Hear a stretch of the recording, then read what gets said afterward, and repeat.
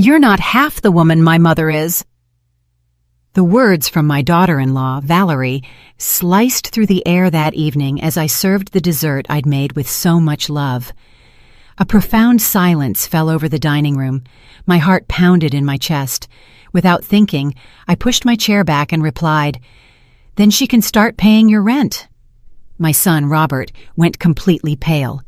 "Rent? What rent?" he yelled, his eyes wide.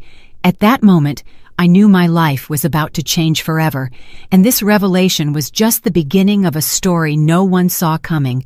My name is Shirley. I'm 70 years old, and on that night, I discovered that a mother's unconditional love could become her greatest weakness. For 6 months, I had been secretly paying the $800 monthly rent for the apartment where Robert and Valerie lived. I believed it was my duty to help my son through his financial struggles. I never imagined that while I was sacrificing my life savings, they saw me as a burden, as someone inferior they could humiliate without consequence. It had all started 6 months earlier when Robert came to my house, tears in his eyes, explaining that he had lost his job and they couldn't afford their rent. "Mom, it'll only be for a few months until I find something," he'd said, with that broken voice that always disarmed me. Like any mother who loves her child, I didn't hesitate for a second.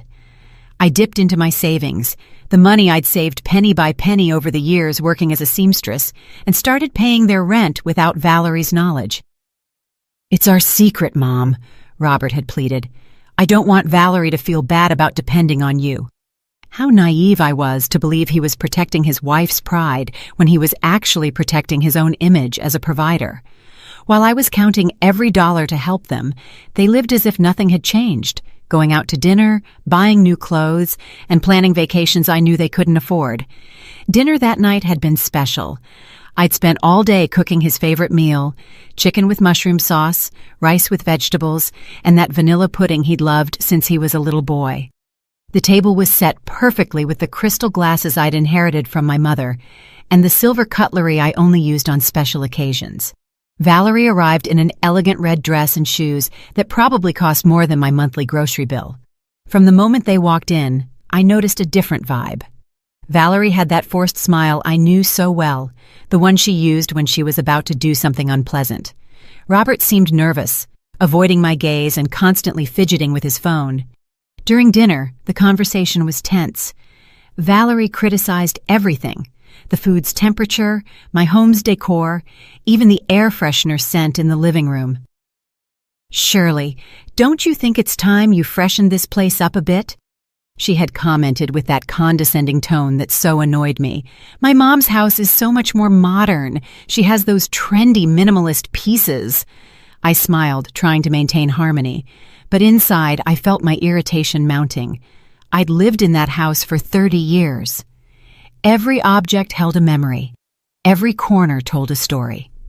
When it was time for dessert, I thought we could finally enjoy a pleasant moment.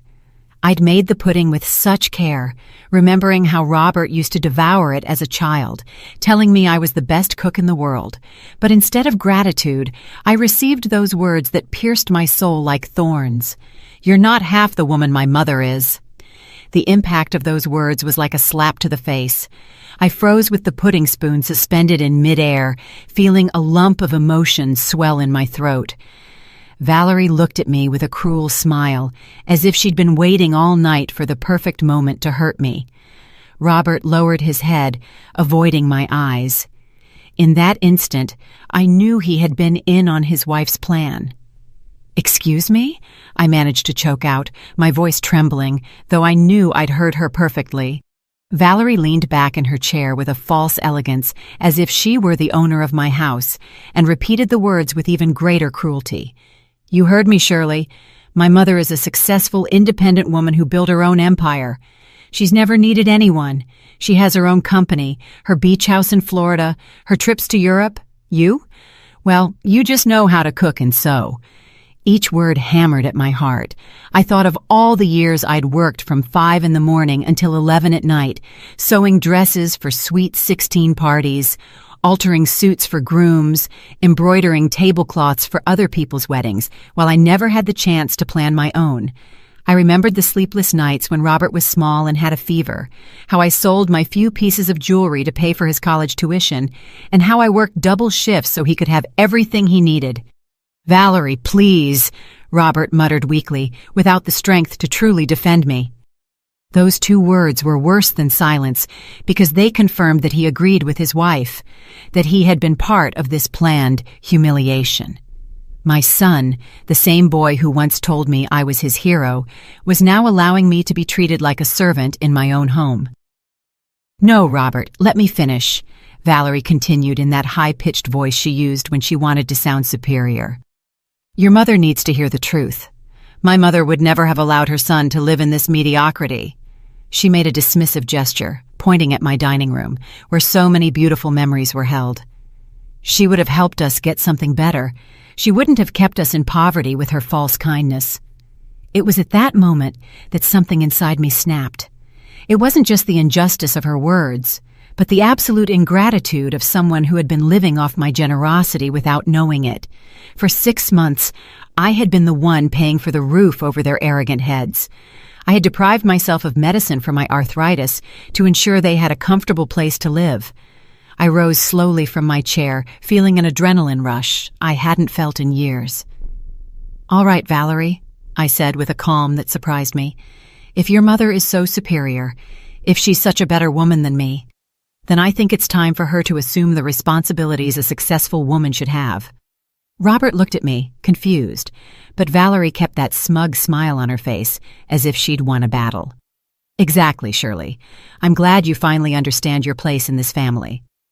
"Oh, I understand my place perfectly," I replied, my voice growing firmer with each word. "And my place no longer includes paying the $900 a month for your apartment at 420 Hamilton Street, Unit 3. The silence that followed was so deep, I could hear the kitchen clock ticking. Robert stood up so abruptly, he knocked over his water glass. "What rent?" he yelled, his eyes wide, looking at me as if I'd spoken a foreign language. "What are you talking about, Mom?" Valerie's arrogant smile had vanished completely. Now she looked at me with a mix of terror and confusion that gave me immense satisfaction. "The rent I've been religiously paying every month since February," I continued, savoring every second of their bewilderment.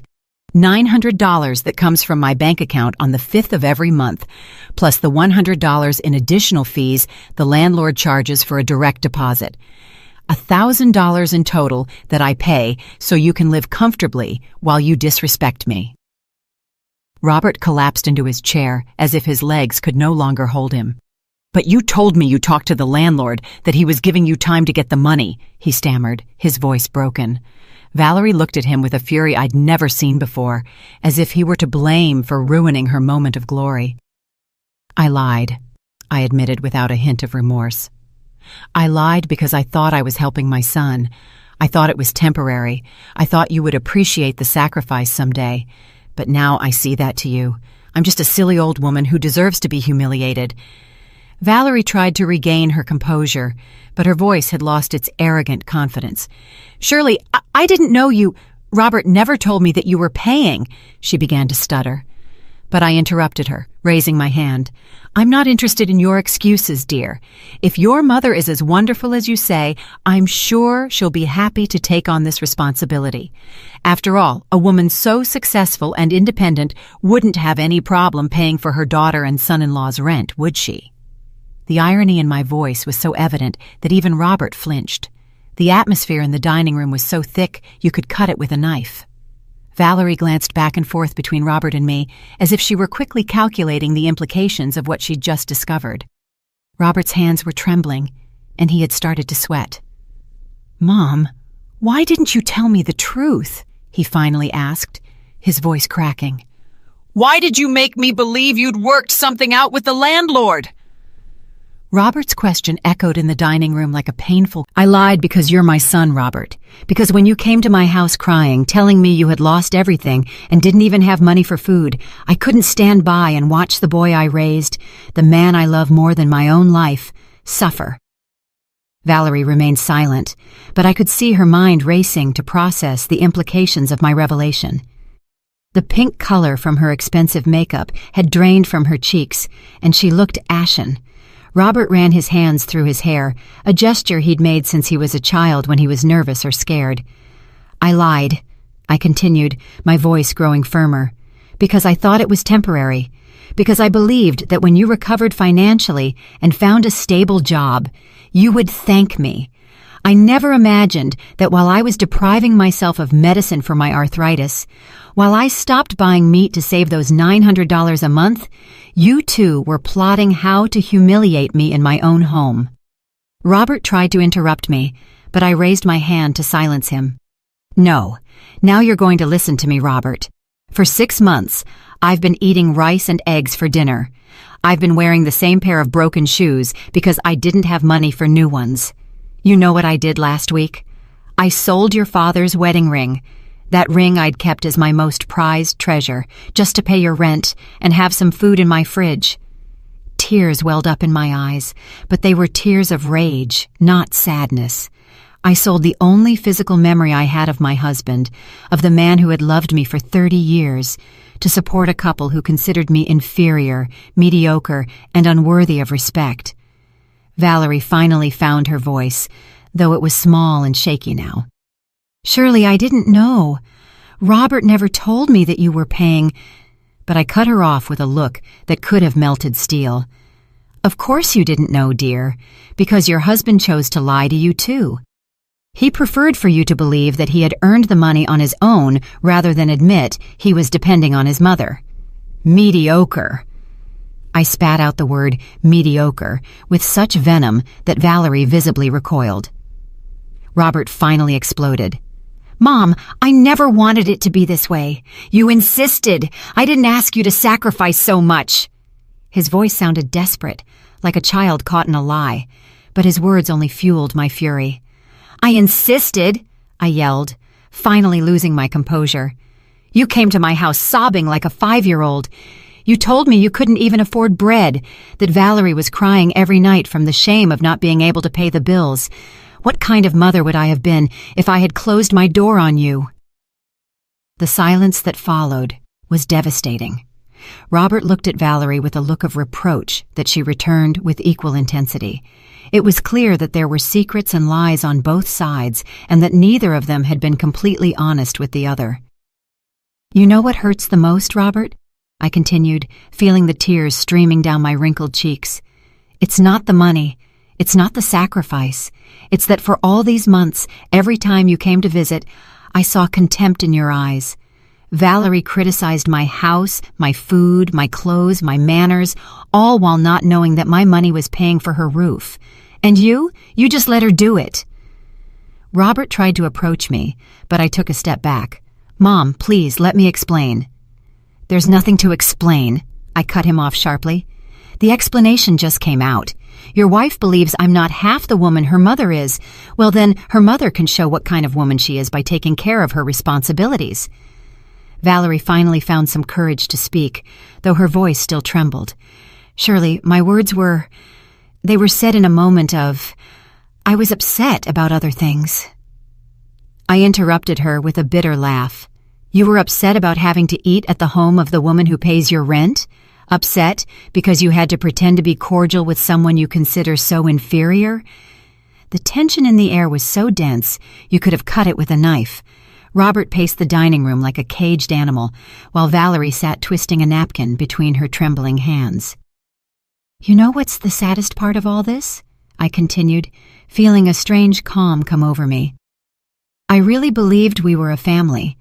When I married your father, Robert, I dreamed of having many children, with grandkids running through this house, with family dinners full of laughter and love. After years of trying to get pregnant, when you finally came, I thought God had given me the greatest gift in the world. Robert stopped and looked at me, his eyes full of tears. Mom, I love you. You know I love you. Love isn't just words, son. Love is actions. It's respect. It's protection. When your wife insults me and you stay silent, when you let her humiliate me in my own home, when you lie to me to hide that you depend on me financially. That's not love. That's convenience." Valerie stood up abruptly, knocking over her chair. "That's enough. I'm not going to stand here and listen to this sermon. Robert, we're leaving now." Her voice had regained some of her usual arrogance, but I could see the panic in her eyes. "No," Robert said firmly, surprising us both. "We're not leaving until we sort this out. Mom, please sit down. We need to talk like adults." But I had already made my decision. "There's nothing left to talk about, Robert. The cards are on the table. Your wife has made her feelings about me very clear, and you have shown that you agree with her. Starting tomorrow, I will no longer be paying your rent. If Valerie's mother is as superior as she says, I'm sure she'll find a way to help you." "But Mom, you can't do that," Robert cried. And for the first time all night, I saw real terror in his eyes. "We don't have the money. I was fired 2 weeks ago. I was going to tell you after dinner." Robert's words hit the dining room like a bomb. "You were fired 2 weeks ago?" I repeated slowly, a new wave of betrayal washing over me. "And you didn't tell me anything? You allowed your wife to humiliate me, knowing that you were completely dependent on me?"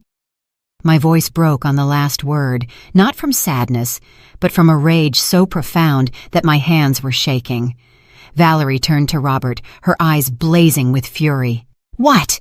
You were fired 2 weeks ago, and you didn't tell me? I've been spending money as if everything were normal while you—" She couldn't finish the sentence. She put her hands over her face and began sobbing dramatically, like an actress in a soap opera. "Valerie, please let me explain," Robert began, but she cut him off with a gasp. "Don't tell me to calm down.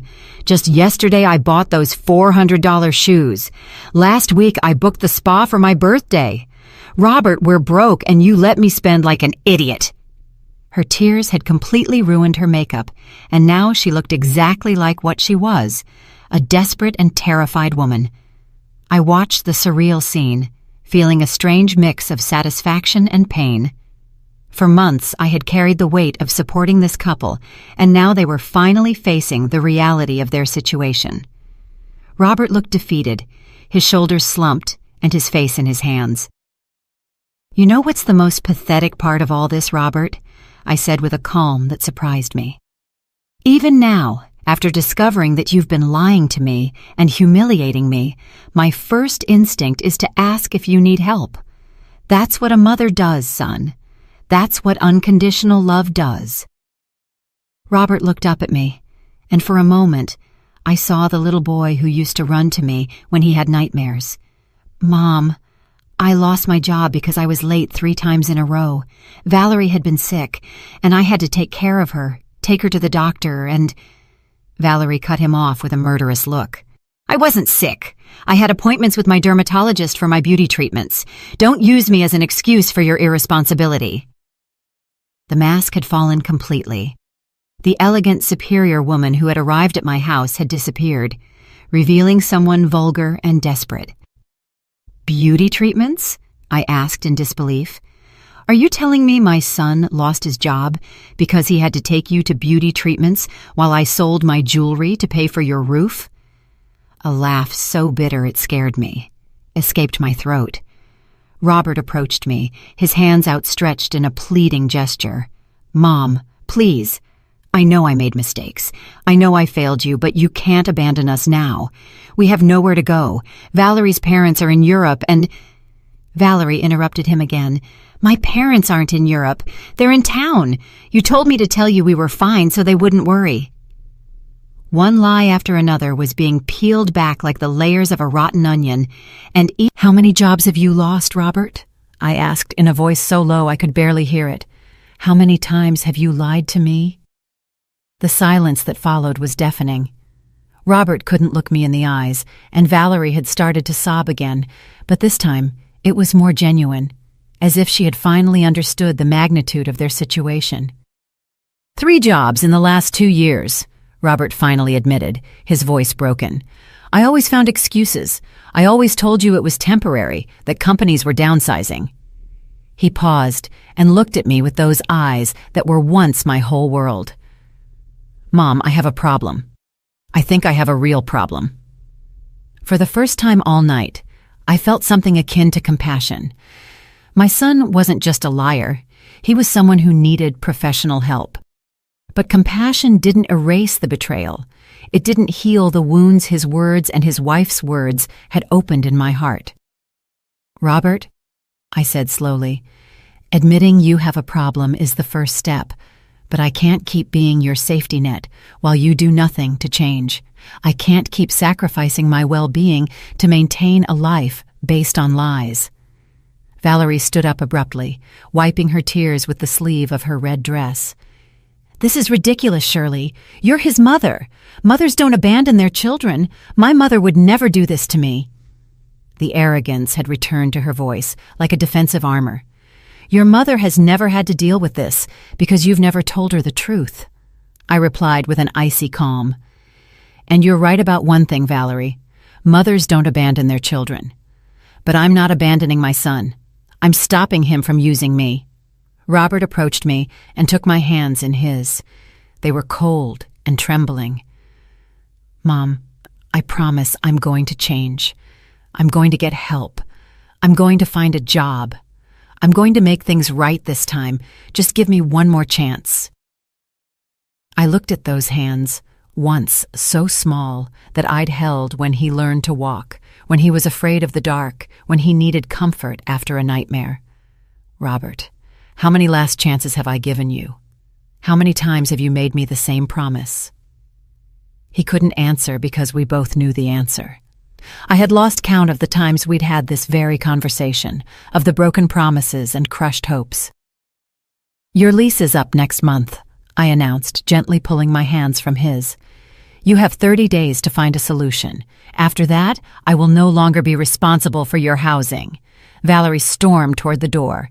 Let's go, Robert. I'm not staying here to be humiliated by a woman who doesn't understand what family means. But Robert didn't move. Valerie, you can go if you want. I need to talk to my mother. His voice had a firmness I hadn't heard in years. And for a moment, just for a moment, I saw a glimmer of the man he could have been. Valerie stopped dead in her tracks when she heard Robert's words.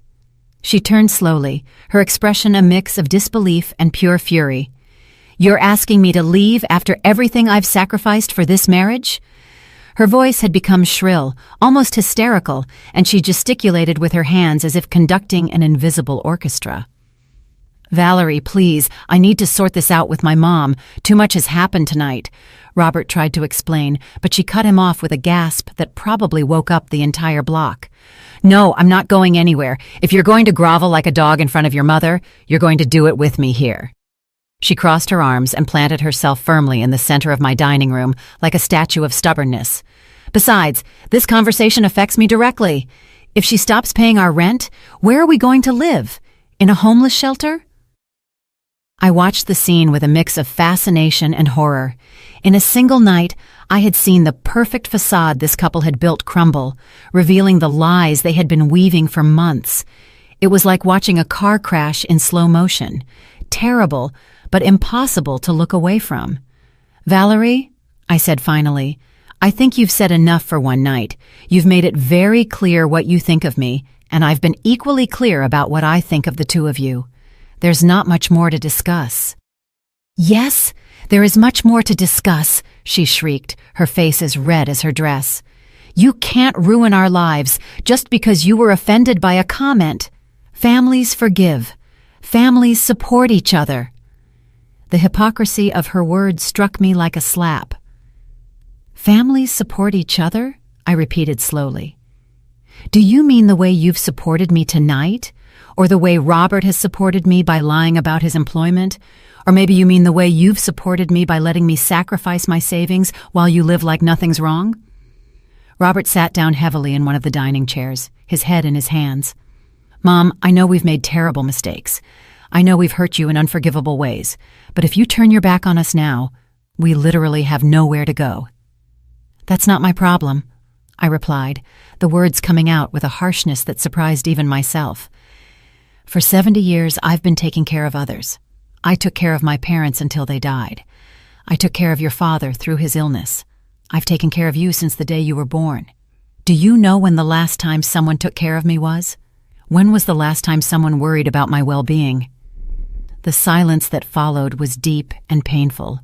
Robert lifted his head and looked at me with an expression I hadn't seen since he was a little boy, that mix of guilt and understanding that appeared when he finally realized he had done something very wrong. "Never," he admitted in a barely audible voice. "I've never worried about taking care of you.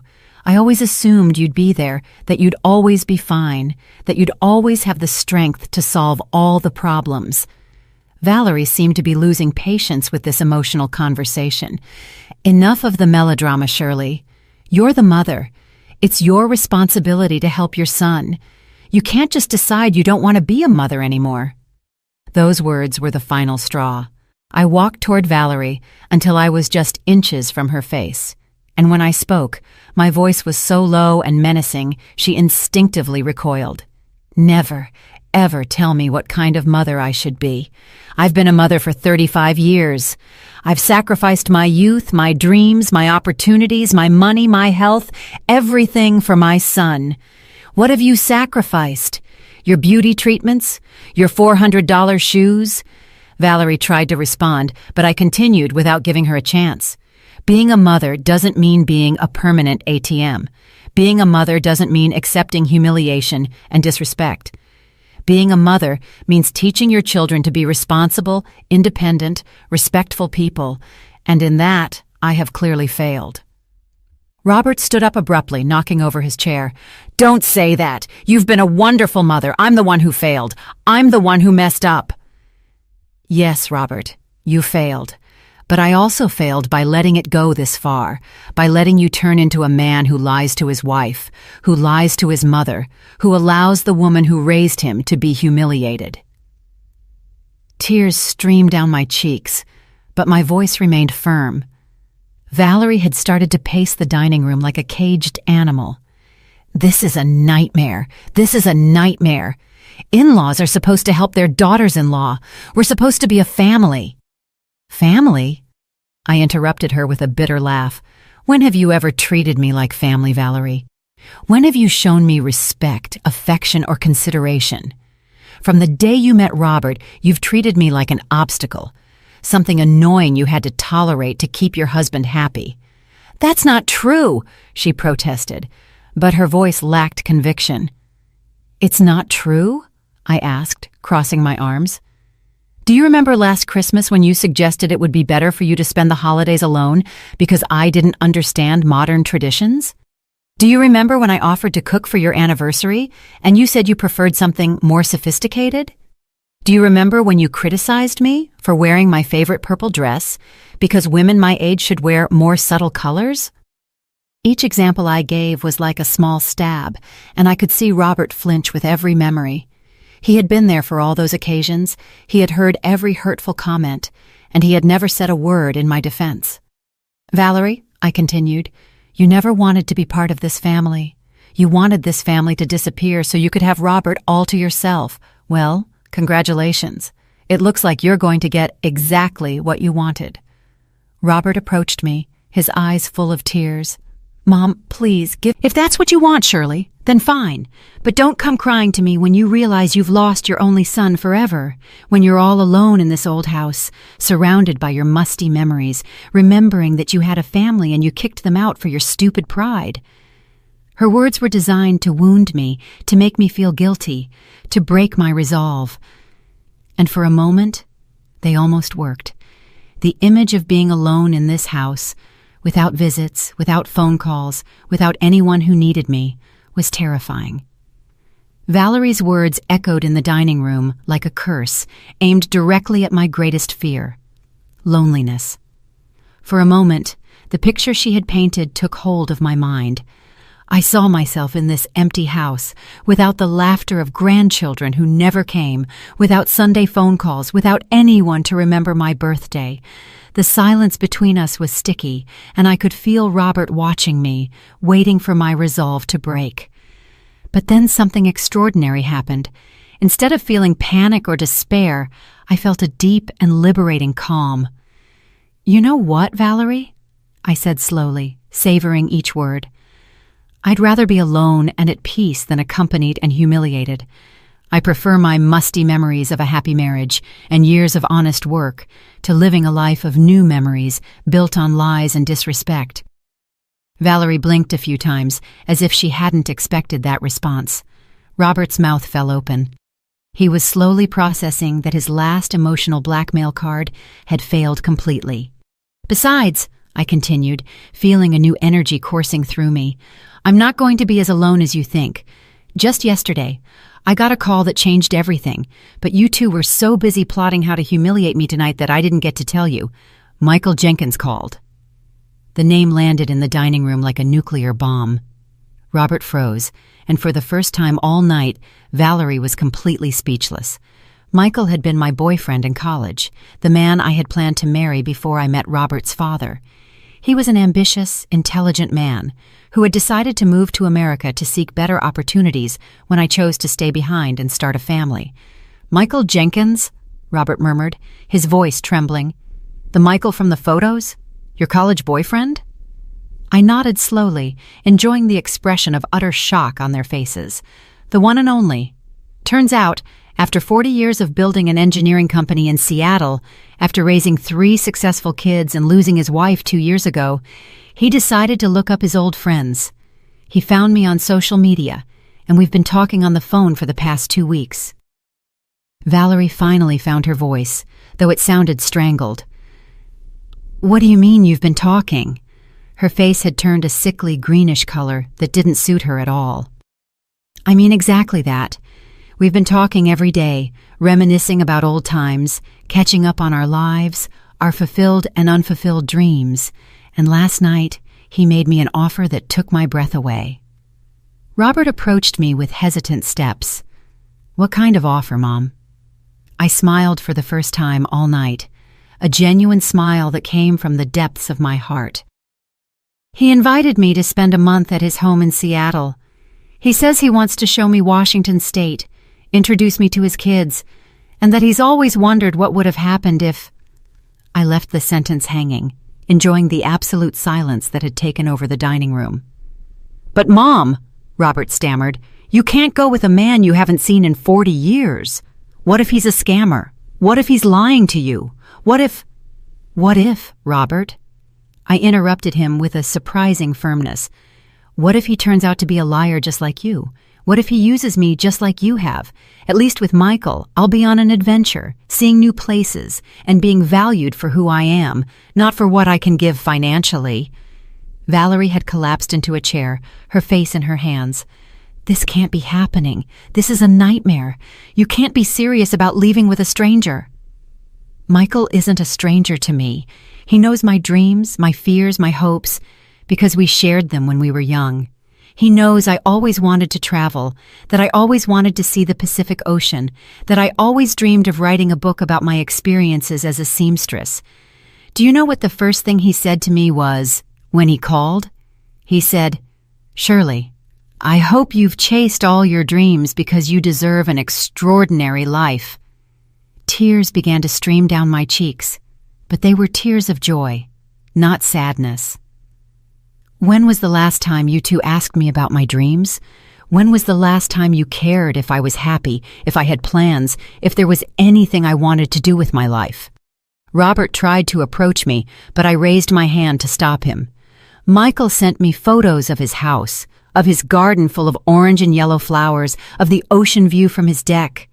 He told me about his trips to Europe, about the books he's read, about the dinners he cooks for his friends every Friday. And you know what else he told me?" Valerie lifted her head to look at me, her eyes red and full of resentment. "What did he tell you?"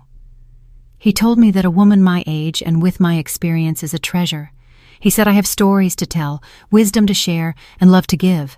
He told me that any man would be lucky to have my company, my conversation, my affection." My voice broke slightly as I remembered those words that had healed wounds I didn't even know I had. After I hung up that call, I sat in my kitchen and cried for an hour, But I didn't cry from sadness. I cried from relief. I cried because someone had finally reminded me that I am more than a mother, more than a provider, more than a free maid. I am a woman with my own value. Robert had gone ashen. "Mom, please don't make any hasty decisions because of what happened tonight. Michael might just be saying what you want to hear. Scammers are very clever." "Stop it!" I yelled with a force that surprised even me. "Stop trying to control my life. Stop telling me what I can or can't do. For 35 years I've lived for you. I've made every decision thinking about your well-being, your future, your happiness. For the first time in decades, I'm going to make a decision thinking about myself." The silence that followed was deafening. Robert had collapsed into a chair, his head in his hands, sobbing like a small child. Valerie looked at me with a mix of hatred and terror, as if she had seen a ghost. "You know what else Michael told me?" I continued, feeling my confidence grow with every word. "He said he'd kept a photo of me from when we were 20, the one where I'm wearing the white dress with red flowers that I made myself. He told me that all these years, especially after his wife died, he would look at that photo and wonder if I had been happy, if I had managed to fulfill my dreams." Robert looked up, his eyes swollen from crying. "And what did you tell him?" I told him the truth. I told him that I'd had moments of happiness, especially when you were little, when your father was alive, when I thought I was building something beautiful called a family. But I also told him that I had sacrificed so much of myself in the process that I no longer remembered who Shirley was before she was Robert's mother or Charles's widow. Valerie stood up abruptly, as if she had been stung by a wasp. "This is ridiculous! You can't go with that man! What are people going to say? A woman your age chasing romantic adventures like a teenager?" I looked her directly in the eyes and smiled with a serenity I hadn't felt in years. "Valerie, my dear, after tonight, what people think is the last thing I care about. After all, if my own family considers me inferior and mediocre, what does the opinion of strangers matter?" Robert finally found the strength to speak. "Mom, if you really want to meet Michael, if you really want to travel, we could support you. Just don't do it out of spite. Don't ruin your life just to punish us." "Ruin my life?" I repeated in disbelief. "Robert, don't you understand? This isn't a decision made out of spite. This is a decision for survival. For the first time in decades, someone is offering me a chance to be happy, to be valued, to be loved for who I am, not for what I can give." I walked to the dining room window and looked outside, at the street where I had lived for so many years, where I had raised my son, where I had buried so many dreams. Tomorrow, I'm going to call Michael and accept his invitation. I'm going to buy a plane ticket, pack a suitcase with my best dresses, and find out if it's still possible to be happy at 70. The weeks that followed that dinner were the strangest of my life. Robert tried to call me every day for the first week, leaving desperate messages on my answer. I told him about my years of sewing, about the wedding dresses I had created, about the stories each client had shared with me. It was strange and wonderful to feel interesting again, to feel that someone valued my experiences and memories. "Shirley," he said to me during one of our late-night calls, "I've been thinking about you for 40 years. When I married my wife, when my kids were born, when I built my company, there was always a part of me that wondered what would have happened if I had been brave enough to ask you to come to America with me." His words filled me with a warmth I hadn't felt in decades. "Michael, I thought about you many times too, especially when things were tough, when your father was sick, when Robert started having problems. I wondered what my life would have been like if I had gotten on that plane with you." "Well," he replied with that deep laugh I remembered perfectly, "it's never too late to find out, is it?" The plane ticket lay on my nightstand, real and tangible, like a promise of freedom. Departure, March 15th. Destination, Seattle, Washington. Michael had insisted on paying for the ticket, but I had refused his offer. "This is my decision, my adventure," I had told him. "I want to pay for it with my own money." The money I had saved for months by depriving myself of medicine and decent food. Money I would now use for something that would make me happy for the first time in years. 3 days before my trip, Robert showed up at my door. He looked terrible, gaunt, with deep circles under his eyes, his clothes wrinkled as if he had slept in them. "Mom, please, we need to talk," he said in a broken voice that, despite everything, broke my heart.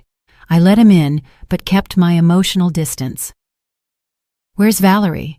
I asked as I made coffee in my small kitchen. "At her parents' house," he replied, sitting down heavily on my kitchen chair. "She left a week ago. She says she can't be with me if I don't have a job, if I can't maintain the lifestyle she deserves." He laughed bitterly. "Turns out her superior mother isn't so superior when it comes to helping out financially. They told her to fend for herself." I felt a pang of satisfaction that wasn't particularly noble, but which I couldn't help. "So what are you going to do now?" "I've been desperately looking for work.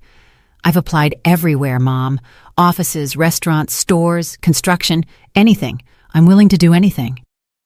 He looked up at me, and I saw something in his eyes I hadn't seen in years. Genuine humility. "I've also been going to therapy. I found a community center that offers free services." "I'm glad to hear that, Robert," I said, and I meant it. That's a big step. The therapist helped me understand a lot of things about myself that I didn't want to see. He helped me understand that I've been an emotional and financial parasite, not just with you, but with everyone who has tried to help me. His words sounded rehearsed, as if he had practiced this speech many times in front of a mirror. "And what have you learned specifically?" I asked, curious to see if there had really been a change or if this was just another manipulation. Robert took a moment to answer, nervously toying with his coffee cup. "I've learned that I never learned to be responsible because you were always there to rescue me. It's not your fault," he quickly added when he saw my expression. "It's mine." But the pattern was set very early on, and I never made the effort to break it. I nodded slowly. "And Valerie, what did you learn about your relationship with her?" "That what I felt for her wasn't love. It was emotional dependency.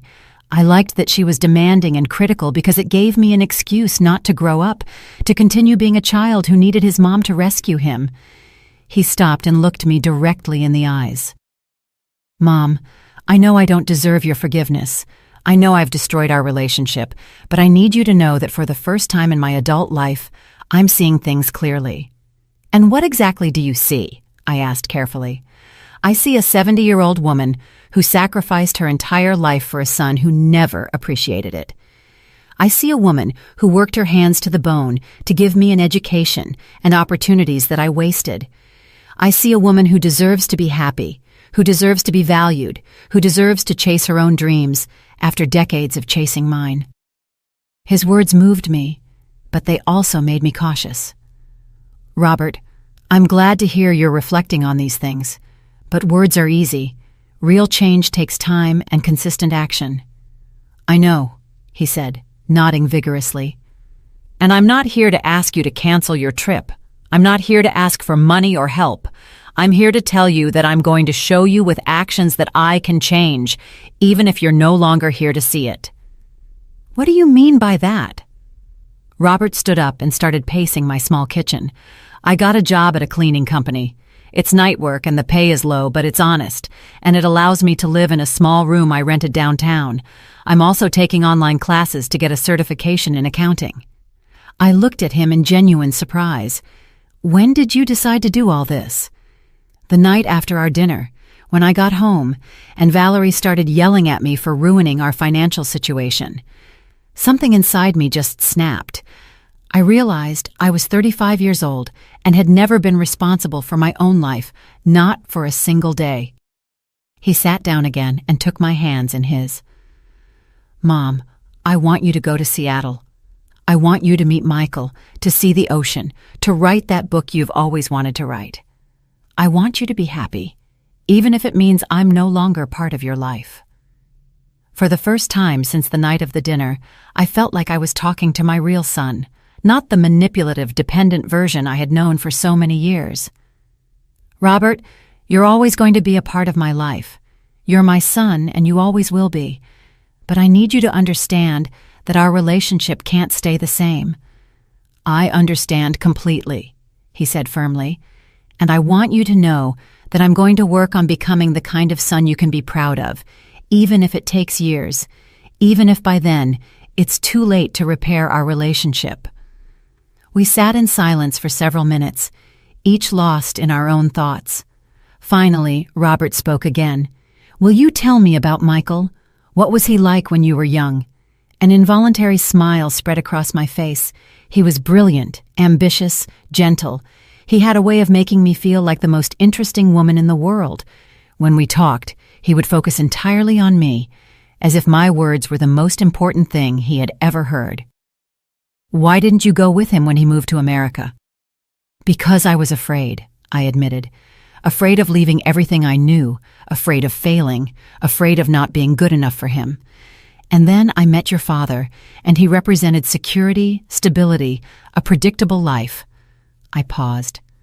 I don't regret choosing your father. He was a good man, and we had beautiful moments. But now I have a second chance to find out what would have happened if I had been braver. Robert nodded slowly. Do you think Michael has really thought about you all these years? Or do you think he's idealizing the past? Robert's question made me think deeply. You know, Robert, I've asked myself that same question every night since Michael contacted me.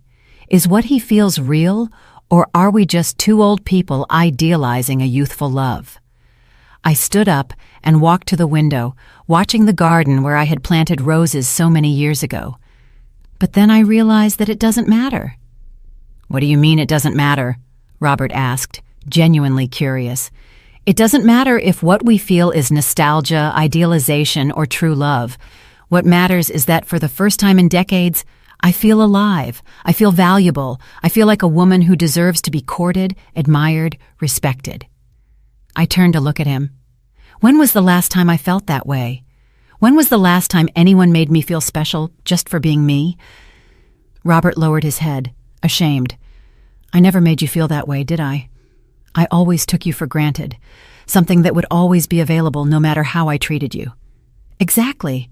And it wasn't just you, Robert. Your father, too.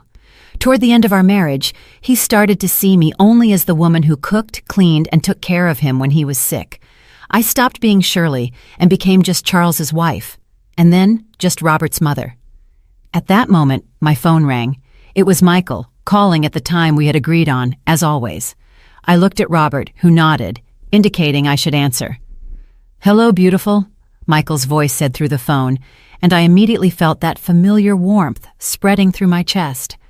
How was your day? Interesting, I replied, smiling despite the tension. My son is here. Robert, would you like to say hello to Michael? Robert froze for a moment, but then slowly nodded.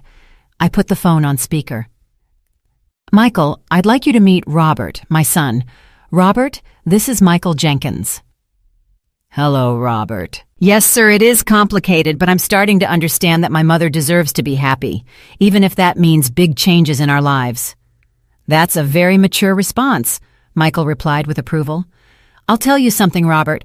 I have 3 kids, all adults, and it took them years to understand that their parents are complete people with their own needs and desires, not just eternal providers of support and resources. Robert looked at me in surprise. It was clear he hadn't expected Michael to be so direct, yet so understanding at the same time. Mr. Jenkins, Robert continued, can I ask you what your intentions are with my mother? Michael chuckled softly. That's a fair question. My intentions are to get to know the woman the girl I fell in love with 40 years ago became. My intentions are to show her beautiful places, to introduce her to my kids, to cook for her, to listen to her stories, and perhaps, if we both decide we want to build a deep friendship or something more. And if things don't work out as you expect, Robert asked, then we will have had a beautiful adventure. We will have closed a chapter that was left open for decades, and your mother will have had a well-deserved vacation in Washington. There's no pressure, Robert. No unrealistic expectations. Just 2 older people giving themselves a chance to rediscover joy. Robert visibly relaxed. Thank you for being so honest, sir. Call me Michael, please. And now, if you'll excuse me, I'd like to speak with your mother alone for a moment. Robert nodded and walked to the living room, giving me privacy for my phone call. "How do you feel after talking to him?" I asked Michael once we were alone. "I feel good. He seems to be a young man going through a moment of growth. That speaks well of how you raised him, Shirley. Children who never face difficulties never learn to be resilient." His words reassured me more than I expected. "Michael, are you sure you want to involve yourself in your peaceful life with a woman who has so much family drama?" "Shirley, my dear, we all have family drama at our age. One of my sons got divorced last year and moved back into my house with his 2 small kids. My daughter is having a midlife crisis and calls me crying every Tuesday. My youngest son is struggling with a video game addiction that's affecting his marriage." He laughed softly. "Family drama is a part of life. The difference is how we handle it. And how you're handling it, with clear boundaries and with firm love, and by always remembering that your kids are adults responsible for their own decisions and consequences. That's something you seem to be learning to do as well." After hanging up with Michael, Robert and I continued talking late into the night. He told me more details about his therapy, about how he was learning to identify behavioral patterns he had repeated for years without realizing it. "You know what was the hardest thing to accept in therapy?" he asked me as we drank a second cup of coffee. "What?" "That it wasn't just that I was lazy or immature. It was that I had developed an emotional addiction to being rescued. Every time someone solved a problem for me, every time I was given money or pulled out of a tight spot, I felt a kind of euphoric relief. It was like a drug." His words hit me hard. "And how are you supposed to break that addiction?" "By facing the consequences of my actions without seeking rescue. When I lost my last job, my first instinct was to come running to you with a sad story. But this time, instead, I slept in my car for 3 days until I got the cleaning job." "You slept in your car?" I asked with automatic maternal concern. "Yes, and it was one of the most important experiences of my life. For the first time, I truly understood what it means to not have a safety net, what it means for my actions to have real consequences." He looked me directly in the eyes. "Mom, during those 3 nights, I thought a lot about you. I thought about all the times you had to choose between your needs and mine, and you always chose mine. That's what mothers do, Robert." "No, Mom. That's what mothers who haven't learned to set healthy boundaries do, and that's what children who have never learned to be responsible adults do." He leaned forward. "The therapist helped me understand that by constantly rescuing me, you were unintentionally depriving me of the opportunity to grow." His words hurt me, but they also freed me. For years, I had felt guilty every time I considered saying no to Robert, every time I thought about putting my needs first. Now I understood that my generosity had actually been a way of controlling him, of keeping him dependent on me. "So what happens now?" I asked softly. "Now I'm going to prove, first to myself and then to you, that I can be a responsible adult. I'm going to pay my own bills. I'm going to make my own decisions. I'm going to face my own problems. And when you come back from Seattle, if you decide to come back, I'm going to be a son you can be proud of. And if I decide to stay in Seattle?" Robert smiled, and for the first time in years, I saw genuine joy in his smile instead of manipulation. "Then I'll be happy for you. I'll visit you when I can.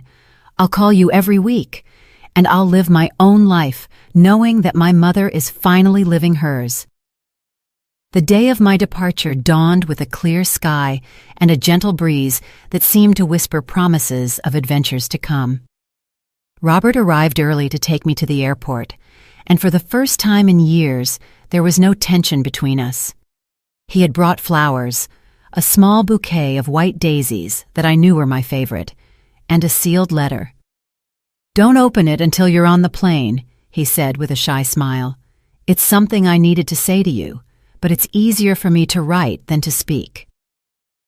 During the drive to the airport, we talked about everyday things, the weather, the news, his plans for the week.